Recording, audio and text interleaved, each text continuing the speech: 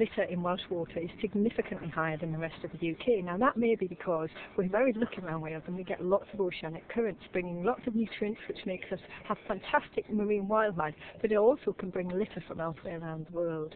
But we also have litter coming from Wales as well, and unfortunately here we are by the river, and a lot of people will drop litter elsewhere and don't realise that it can get washed down the drains, then down the river and end up on our beaches.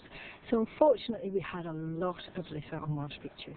It showed a significant rise from last year, and for the last 3 years we've seen a rise. But in general, we've been doing these surveys for 20 years, and the amount of litter overall has increased, it's doubled on Welsh beaches.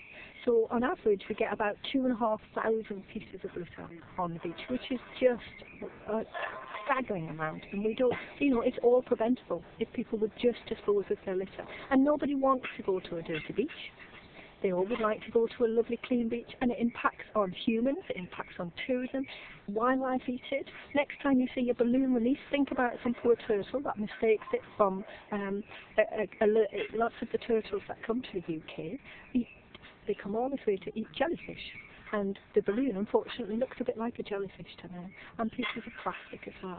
So it impacts right away from the food chain, all the way down the little filter feeders, on the tiny little pieces of plastic, all the way up to the larger things like the liverback turtle.